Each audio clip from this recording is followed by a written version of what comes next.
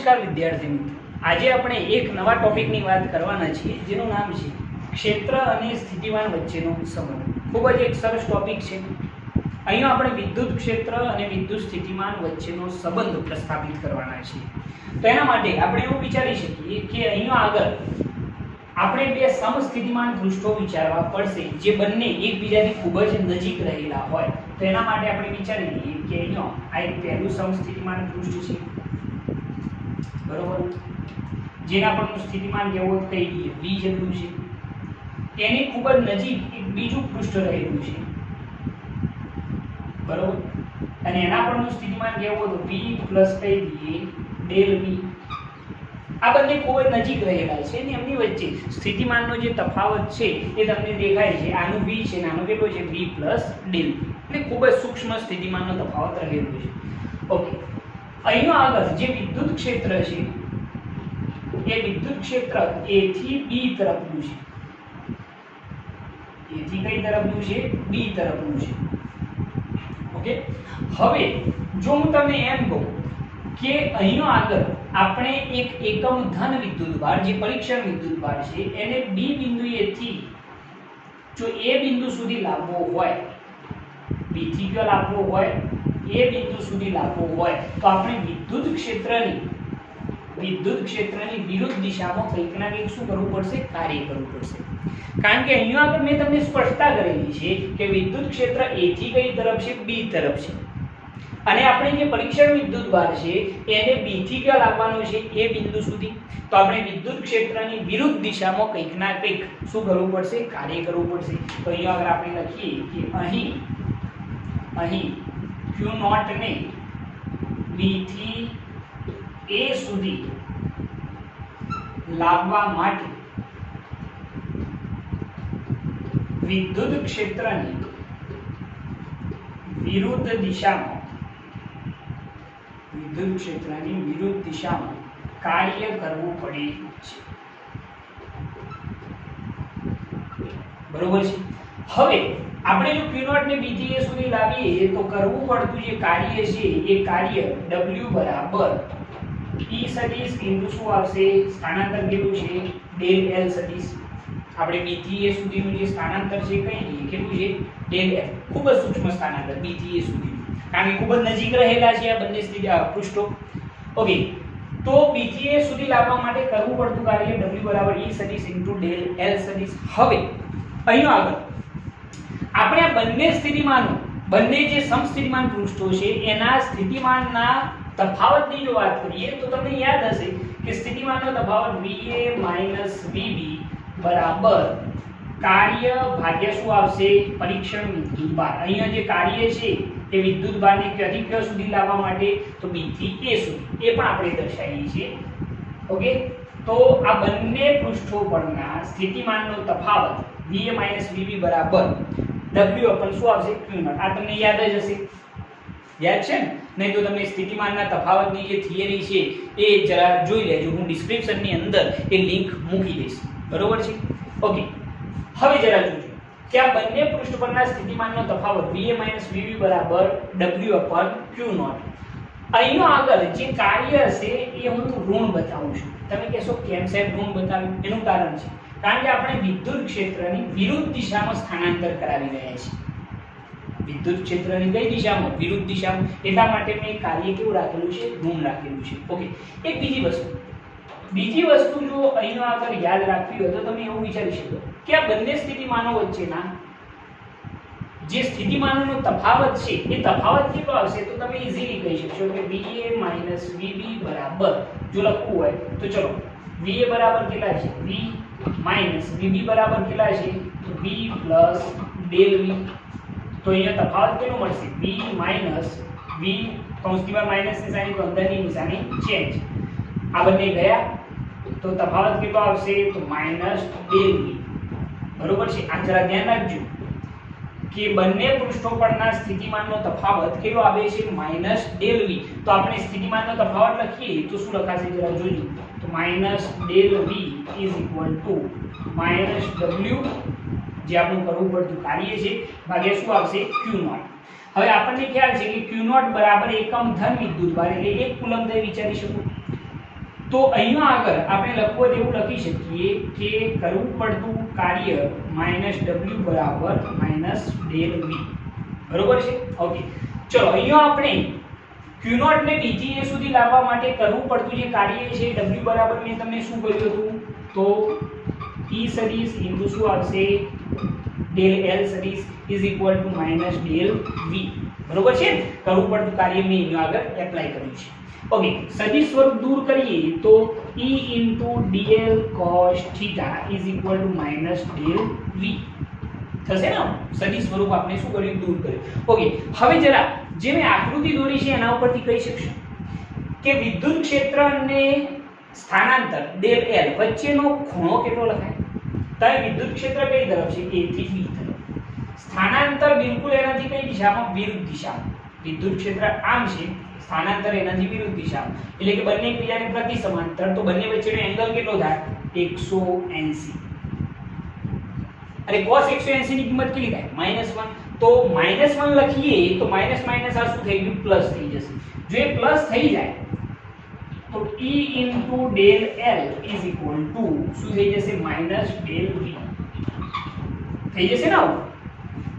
કારણ કે આ માઈનસ માઈનસ પ્લસ થઈ તો e del l બરાબર શું થઈ ગયું -del v.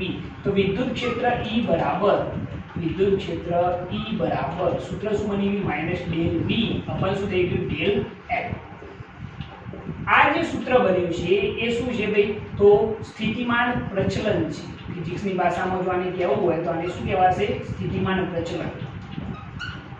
વિદ્યુત ક્ષેત્ર E બરાબર -del v अपन શું હોય del l. આ એક ઇમ્પોર્ટન્ટ સૂત્ર છે બરોબર છે. તો આ રીતે આ થિયરી તમને સાબિત કરવાનું પૂછાઈ શકે. ઓકે હવે આના ઉપરથી આ આખી થિયરી કઈ રીતે પહેલા સાબિત કરી છે એ જરા જોઈ લેજો. બહુ સિમ્પલ એવી થિયરી છે. મેં તમને શું કહ્યું છે બે સમસ્થિતિમાન પૃષ્ઠો જે એકબીજાની ખૂબ જ નજીક વિચારવાના છે. એકનું સ્થિતિમાન b બીજાનું કેટલું v del v. ઓકે હવે અહીંયા વિદ્યુત ક્ષેત્ર કઈ તરફ તો a થી કઈ તરફ છે b તરફનું છે. આપણે q0 વિદ્યુત ભારને b થી ક્યાં લાવવાનો છે a સુધી. તો વિદ્યુત ક્ષેત્રની વિરુદ્ધ દિશામાં કંઈક ના કંઈક શું કરવું પડે કાર્ય કરવું પડશે જે મેં અહીંયા લખ્યું છે કે q0 ને b થી a સુધી લાવવા માટે વિદ્યુત ક્ષેત્રની વિરુદ્ધ દિશામાં કાર્ય કરવું પડે છે. અને એ કાર્ય w બરાબર શું આવશે e સદિશ dl સદિશ અથવા del l સદિશ. ઓકે હવે આ બંને પૃષ્ઠ પરના સ્થિતિમાનના તફાવતનું મેં સૂત્ર યુઝ કર્યું છે va vb બરાબર w/q0 બરોબર છે. આ w કાર્ય ક્યાંથી ક્યાં સુધી લાવવા માટે q0 ને તો b થી a સુધી. ઓકે હવે જરા જોજો આ સ્થિતિમાનનો તફાવત કેટલો થાય va vb તો શું થશે va vb બરાબર va બરાબર કેટલા છે v vb બરાબર કેટલા આવશે v del v. તમે સાદું રૂપ આપશો તો તમને તફાવત કેટલો મળશે -del v. એ તમારે અહીંયા એપ્લાય કરવાનો. એપ્લાય કર્યું છે -del v બરાબર -w अपन શું આવ્યું q0. ઓકે હવે q0 બરાબર તો 1 કુલમ છે એટલા માટે -w બરાબર શું થઈ જાય -del v. ઓકે w બરાબર સમીકરણ 1 પરથી શું લખ્યું છે -e સદિશ del l સદિશ બરાબર -del v. જો સદિશ સ્વરૂપ દૂર કરીએ તો e del l cos θ બરાબર -del v. ઓકે વિદ્યુત ક્ષેત્ર અને સ્થાનાંતર વચ્ચેનો એંગલ કેટલો તમે કહેશો 180 ડિગ્રી. તો cos 180 ની કિંમત -1 તો માઈનસ માઈનસ શું થઈ ગયા પ્લસ.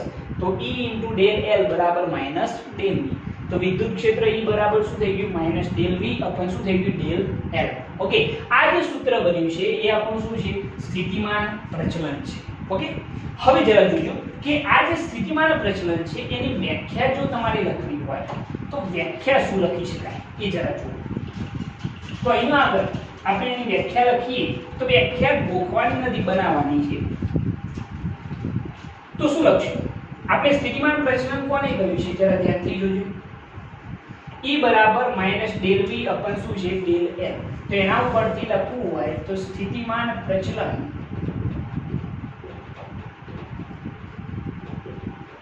જરા જોજો કેવા સ્થાનાંતર દીઠ તો એકમ સ્થાનાંતર દીઠ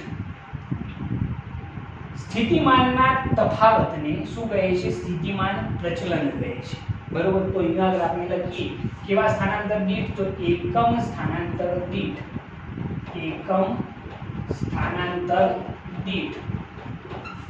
વિદ્યુત સ્થિતિમાનના તફાવતને વિદ્યુત સ્થિતિમાનના તફાવતને સ્થિતિમાન પ્રચલન કહે છે। આ એની વ્યાખ્યા થઈ કે સ્થાનાંતર કરું, પરંતુ કેવું સ્થાનાંતર? તો એકમ સ્થાનાંતર દીઠ સ્થિતિમાનના તફાવતને શું કહે છે? સ્થિતિમાન પ્રચલન કહે છે। બરોબર, આ જે સૂત્ર છે એને ઓકે। હવે વિદ્યુત ક્ષેત્ર પણ આપણે દર્શાવી શકીએ। જો કદાચ કોઈ એમ કે ચલો વિદ્યુત ક્ષેત્રની વ્યાખ્યા શું લખાશે આના ઉપરથી, તો એની વ્યાખ્યા તમે શું લખશો એ જરા જોજો। તો એકમ સ્થાનાંતર દીઠ, ચલો ધ્યાન આપજો કેવા, એકમ સ્થાનાંતર દીઠ વિદ્યુત સ્થિતિમાનના તફાવતના ઋણ મૂલ્યને વિદ્યુત ક્ષેત્ર કહે છે। લખાય ના લખાય? અહીંયા આગળ જરા જોયું કેવા, એકમ સ્થાનાંતર દીઠ વિદ્યુત સ્થિતિમાનના તફાવતના ઋણ મૂલ્યને શું કહે છે? વિદ્યુત ક્ષેત્ર કહે છે। તો આ રીતે તમે વિદ્યુત ક્ષેત્રની પણ વ્યાખ્યા લખી શકો છો। સિમ્પલ વ્યાખ્યા છે, બરોબર છે ઓકે। આના ઉપરથી આપણે બીજા પણ બે જો નિષ્કર્ષ તારવવા હોય તો એ નિષ્કર્ષ તારવી શકીએ છીએ। એ નિષ્કર્ષ શું છે એ જરા જોજો। તો અહીંયા આગળ આપણે લખીએ કે નિષ્કર્ષ ઓકે। પહેલો કે અહીંયા આગળ જેમ જેમ અંતર વધતું જાય, બરોબર છે, અંતર સાથે સ્થિતિમાન જે છે એ ઘટતું જાય છે, અને જે દિશામાં ઝડપથી ઘટાડો થતો હોય એ દિશામાં જ શું આવેલું હશે? વિદ્યુત ક્ષેત્ર આવેલું હશે। તો અહીંયા આગળ આપણે તેનો નિષ્કર્ષ લખવો તેવું લખી શકીએ કે અંતર સાથે જે દિશામાં વિદ્યુત સ્થિતિમાનમાં ખૂબ જ ઝડપથી ઘટાડો થતો હોય તે દિશામાં વિદ્યુત ક્ષેત્ર આવેલ હોય છે। જરા ધ્યાનથી જોજો કે મેં નિષ્કર્ષ શું લખેલો છે કે અંતર સાથે જે દિશામાં વિદ્યુત સ્થિતિમાનમાં ખૂબ જ ઝડપથી ઘટાડો થતો હોય તે દિશામાં શું આવેલું હશે? વિદ્યુત ક્ષેત્ર આવેલું હશે। અંતર સાથે જે દિશામાં વિદ્યુત સ્થિતિમાન ખૂબ જ ઝડપથી શું થતું હોય? ઘટી જતું હોય। અંતર સાથે જે દિશામાં વિદ્યુત સ્થિતિમાન સમય સાથે ખૂબ જ ઝડપથી ઘટી જતું હોય એ દિશામાં શું આવેલું હશે?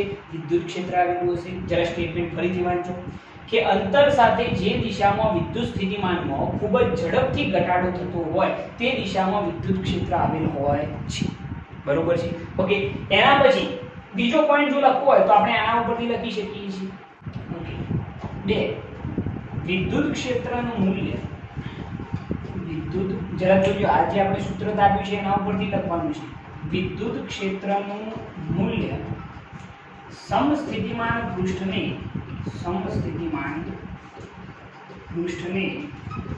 લંબરૂપે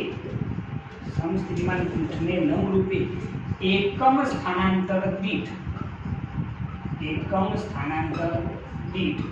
વિદ્યુત સ્થિતિમાનના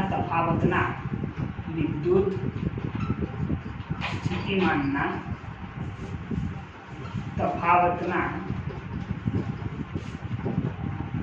ઋણ મૂલ્ય જેટલું હોય છે।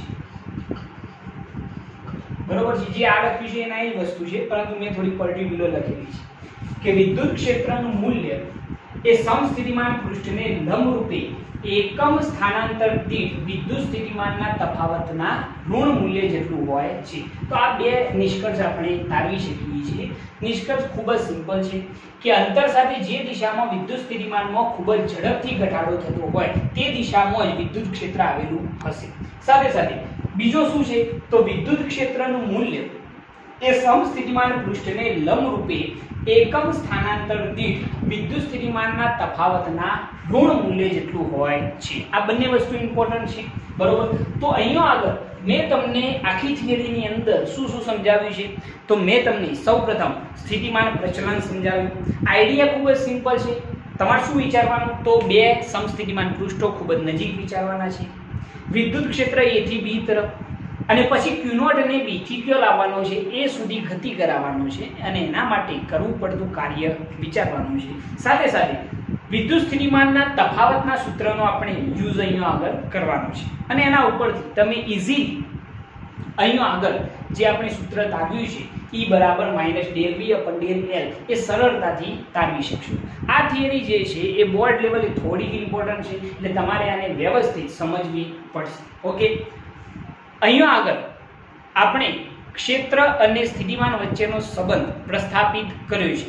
હવે નેક્સ્ટ ટાઈમ આપણે આનાથી થોડીક આગળ વાત કરીશું.